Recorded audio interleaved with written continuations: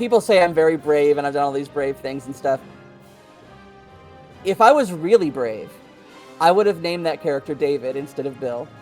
I would have played that part, and I would have gone out and tried to talk to people, but I was not that brave. Laughter dances with truth in mostly fictional tales, where reality and fantasy engage in a tango. Welcome back to Mostly Fictional Tales. The charismatic David Amitin was so nice we had him twice, which left us thinking, might it be nice to have him thrice? With a penchant for blending fantasy and truth, David's stories captivate hearts and minds alike.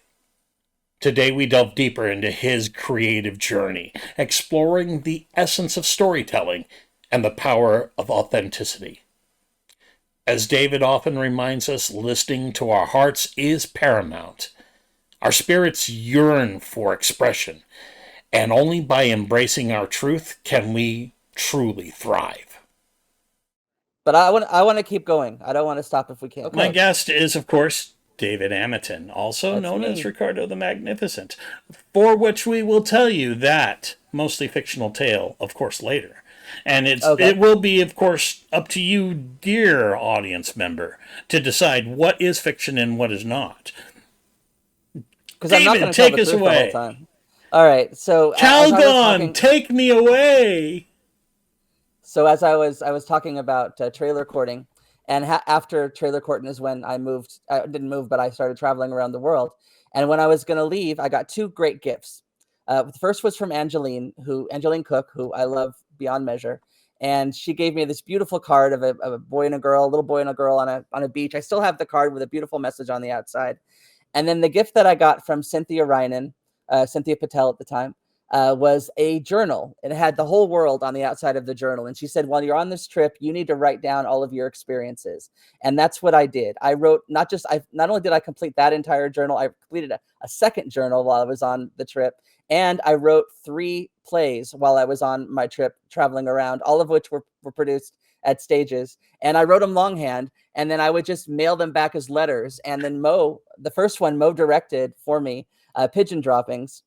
And a lot of them are very autobiographical. Now, when you were doing the introduction to the last one, you talked about my crass humor, and that's fair because I always wanted to, push the envelope. They say that there are only 5 original stories in the world, and that may be, but I try to push the envelope as much as I can. So there's a lot of crass humor. This is that, you were always known for being a crass fella, but in the way of wanting to make people, my God, I can't believe you did that. And it was kind of a disappointment, really. If I worked on a show with you or something where we did not have an opportunity to have you do something crass and something awesome. Yeah, but the crass things were more idea driven than anything else. There was very little foul language in my shows. There was never any actual nudity. There were a lot of implied stuff, but I wouldn't feel comfortable asking somebody to get naked. I would get naked on a stage, but I felt I didn't feel right about asking other people to do it. So yes, crass, but more about idea driven. But also, just about everything I did had a lot of autobiographical. It was me. It was a lot about me, especially Pardon My Penis, which I know we're going to talk about in a minute.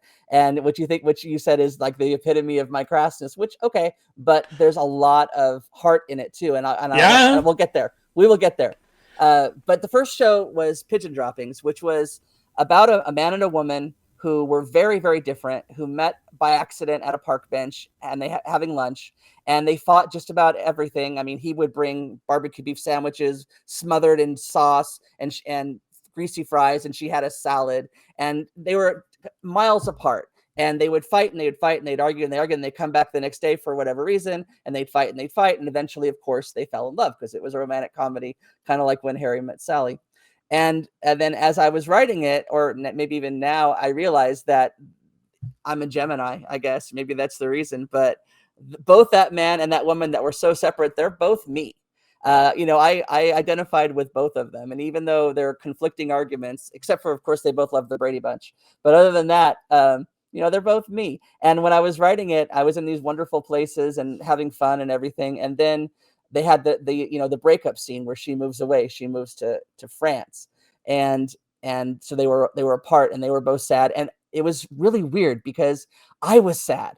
Like, it was a couple of days between when I wrote the breakup scene and when I got them back together again. And for those 2 days in between, I was just depressed. I was walking around these amazing places, just sad because my characters were broken up until I could finally. So I had to bring them together.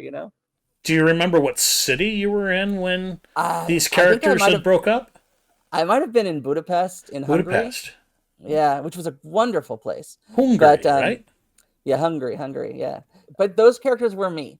And yes, it was crass. It was the actual finished show was not as crass as what I had written, because Mo, in her wisdom, she directed it, and she cut out a bunch of some of the stuff that I think were interesting ideas, but too crass for her. So she cut them, and that's fine. I'm not going to tell you.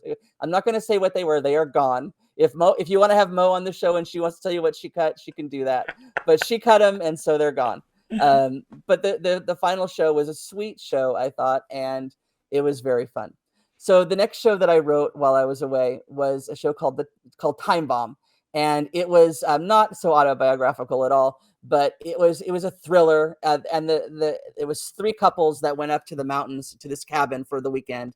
They're friends, and as soon as they close the door, a clock on the wall starts ticking down from like 30 minutes to eventually 0. And this voice comes on, and he says that in the next 30 minutes, they need to tell their secrets. So one of them did something very bad, and they have to expose themselves. And if they don't, there's a time bomb, and it's going to blow up, and they're all going to die. And this, of course, And was way and well before I Know What You Did Last Summer of fame, because there are echoes of that. Again, Joseph Campbell and the hero's journey, and the you've only got certain number of stories. You break any story down far enough, you're gonna find the core story, that other people have also used in different ways.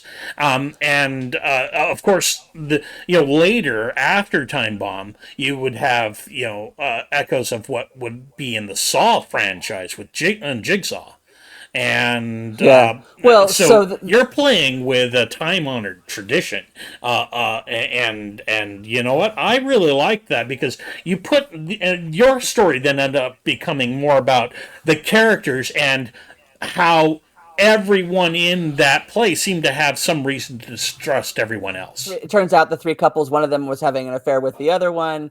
There were all kinds of things going on, and one of them eventually gets beaten to death with a pan, with a frying pan. They beat one of them to death, and then of course the bomb doesn't go off. But what I was trying to go for there is, again, I'm always trying to challenge myself, challenge the audience, and the thing was that play ran, at least the first half of it ran in real time. So the actors had to be at a certain place exactly, because they say, oh, there's only 15 minutes and 10 seconds left until the bomb's going to go off, and they've got to be there, and they've got to be at the place in the script where the bomb goes off or might go off when it happens. So that's really challenging. And again, thank you to Todd Langwell for directing that show for me, because I was afraid to do it on my own. And there's a he did a certain great something job. like Kiefer Sutherland later in 24 would use that same 24. idea. Yeah, but they're on film. They can change it. Yeah, and this was years before 24 and Kiefer Sutherland and all of that. Yeah, I mean, yeah. that aspect of doing the urgency, the countdown is like built-in urgency. Yeah, and when you're in the audience, and you can see that clock ticking down, and you can't say stop and take two. It's it's happening. You got to get there. So again, Danny Michelson, Melanie Baker were the two leads in that. Joy Joy Langwell, and Frank Tryon and Tina Wiles were the stars of it, and this other guy that was only in one show, so I don't remember him. Sorry, I think his name was Steve. But so they were in it, and Casey was the voice. Casey, like I said, is in almost all of my shows. And then so that was Time Bomb. It was fun. And then came Pardon My Penis.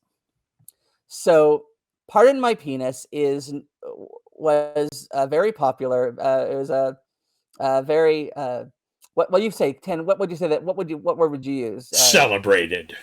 Celebrated. It was done twice. It was one of the few shows that was done twice at stages, and I added on a second act. There would have been a third act. I'll talk about that later. I think the thing that was most controversial in that show was that you saw a couple making love several times. You didn't actually see them. They were behind a screen. You saw their shadows. You saw their silhouettes, and Pantomime they were silhouettes. and Yep, yep, yep, and yep. they were and that I think that makes it in a way more interesting because of course Casey, again, it was Casey. It's one of those figures, and Amber Jackson. They were not actually naked. She was not actually pegging him in the butt with a dildo like it seemed that was happening. Nothing was actually happening. All right, but it appeared that it was, and this You know, was that makes it way funnier that's not that they were, shadow painting. yeah. That's really funny. I So remember Amber laughing hard about it. yeah, so they were fearless, but again, they were behind a screen, so it was all make believe, and nothing was real. But so where was I going with that? Oh, now I'm Oh, off that course it's now. I can't. audacious! It's celebrated. But you wrote part of that while you were still backpacking through Europe. I wrote all of it while I was backpacking through Europe, and the story of those two people making love behind the screen, that is true. That actually happened to me. And like I said, a lot of that show, almost all of that show, is autobiographical. So what happened was, I was in I was in a youth hostel in England, and in the youth hostels in England, it's very cheap, but you share a room with several people, sometimes as many as 20 people. In this particular youth hostel, there was like 3 or 4 beds in it, and I had a roommate this guy who was very successful with the ladies, and he would bring home ladies and they would have fun in the bed right next to mine while I was sleeping. Well, they thought I was sleeping, but I could hear them and I could see their shadows, and that is what you saw in the show. Now it was heightened. It was heightened for comedic effect, right? They didn't actually pull out dildos or anything like that, but that came from a true story, just like a lot of Pardon My Penis did. But Pardon My Penis really was about a guy who was a nice guy. He wasn't cool. He wasn't dangerous. He was awkward with girls, and he wanted to find somebody. And that's what it was about. And again, that was me. And so you see this guy at a party being very unsuccessful with ladies. You see his ladies' man friend Sasha, who gives him advice which he can't ever take. You know, Dave, Sasha, David, I don't want to steal your thunder, but yeah, that's my life as well. yeah, yeah. Yeah.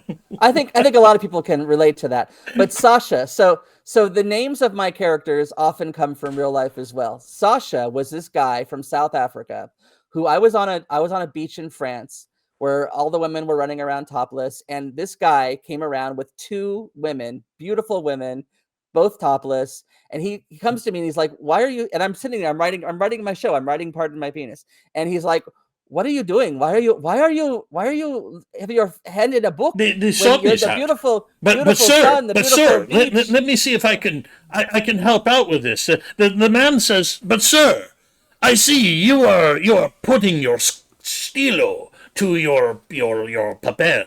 Why when you have such beautiful lahinas and Yeah, of course. wahinis, and So I'm it using was the it wrong was words, but yeah, yeah, yes.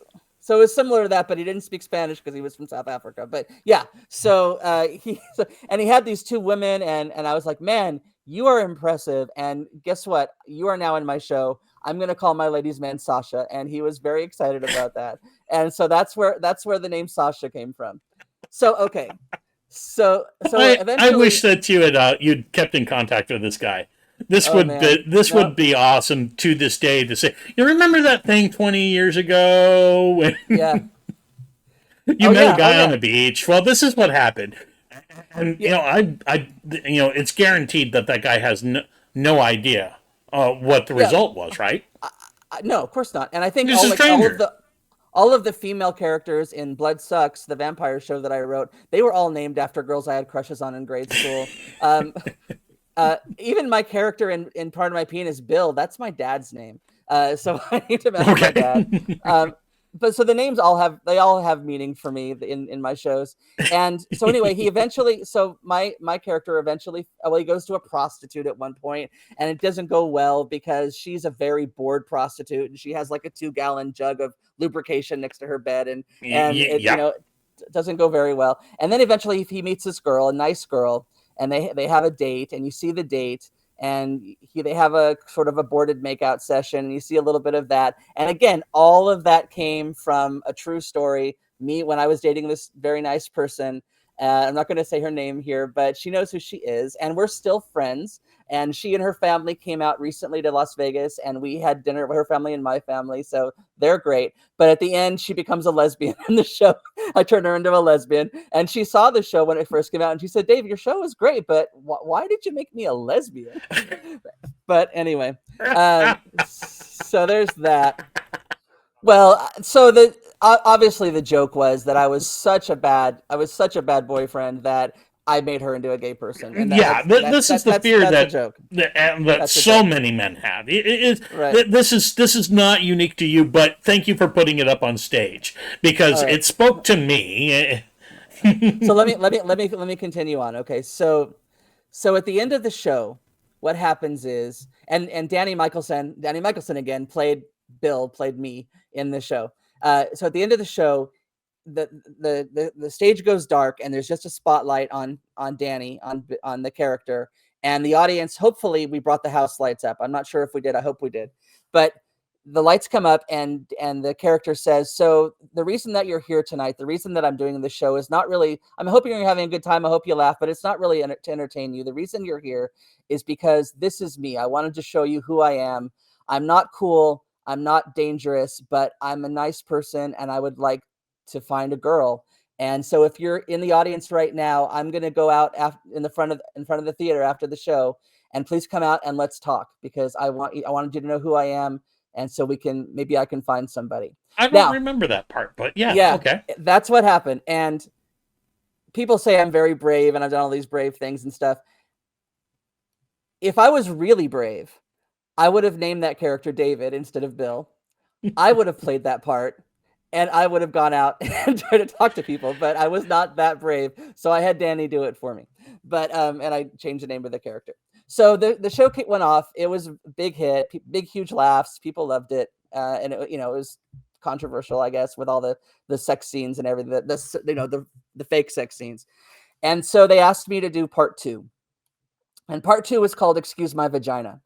And the thing about "Excuse My Vagina" was it was no longer autobiographical at all, but I wanted to do a play on the old after school specials, where in the old after school specials, usually the teenager was experimenting with her sexuality, and her parents were unhappy about it. And so I wanted to twist that.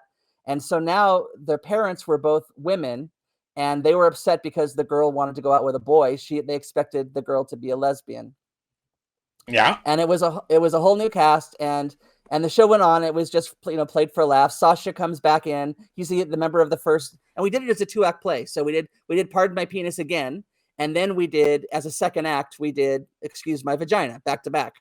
And there was no couple making love behind the curtains, behind the thing anymore. Although we did have an extended sex scene completely in the dark, just on microphone, so you could hear what they were saying. And that's Sasha giving the girl her first sexual experience, and it did not go well. Okay. So that goes on, and it goes on, and it goes on. And then because she's very depressed afterwards, and so her friend comes over and she says, "You know what? You've got to get out of the house. You're in the house too much. So I need to take you out to a show." And there's this little theater company called Stages in Anaheim, she says. "And I'm going to take you to the Stages, and we'll see a show and just get you out of the house." And she says, "Fine." So the lights go down, and then when the lights come up again, we are back in the first act again. And now Bill is back on the stage giving his speech about how I'm not dangerous, but I want to find somebody. And then she stands up. She's now in the audience, and she comes down, and they get together. And so they're wrapped up in that way. And then there's another scene that's farcical where the two mothers start chasing him around the house with an axe and stuff. But anyway, So that was Pardon My Penis and Excuse My Vagina, and it was, people think it's all about sex and stuff, but I think it's all about heart and about romance and about awkwardness and about finding somebody. I think it's a much sweeter story than what I think a lot of other people think it Uh-huh. is. Uh-huh. So, Yeah, I think there are some folks who get turned off by the fact that you're naming an anatomical body part. all right, so stop. I want you to. I want you to stop right there. I want you to stop right there because you are leading into part 3. Oh, I am. Oh, well, So, then you know what? That almost would have been a good segue so had if I yeah. was more talented. That would have been a So great segue. it leads us into what would have been part 3. Now, it's never been written. Okay, it's never going to be written probably, but there would have been a part 3, and part 3 would have centered around Sasha, the ladies' man who was in part 1 and part 2. And in part 3, Sasha would have been searching for somebody because he was such an ultra macho guy that he loved the female form, but he could never really connect with them because he just wanted to watch sports and drink beer and get and bang, and girls wanted to have long walks and talk about feelings, and he didn't want to do any of that stuff. So it would have been about Sasha, and eventually he would have found his soulmate, and it would have been either, and I wasn't sure, I had never decided, it would either have been a hermaphrodite or a transsexual that he would have wound up with, because they would have had the best of both worlds in his mind. And that show would have been called Ignore My Asshole. So it would have been Pardon My Penis, Excuse My Vagina, and Ignore My Asshole would have been the trilogy. But that third part will likely never see the light of day. But now it's out there in the world. That's what would have happened if we were still in stages. Dave, I think with some of the large language model tools that we now have available and that I used just yesterday to help out with a particular problem, we could make that in about 20 minutes. We could write that story. Well, But, I'm out of that could the. be for another time. You know what we have not got to yet? Are train stories in Transylvania. And that is for next time on Mostly Fictional Tales with David Amitin. If you like what I've done here and you need to see me do more of it, you can help out in a couple of really simple ways. Like, share, subscribe on this video. I know it doesn't seem like a lot, but it is really important. But if you are a real difference maker, head over onto Patreon. Support me there. I cannot do this without you. As Captain Rathgar, I do feel duty bound to remind you, be good. But if you can't be good, don't be caught.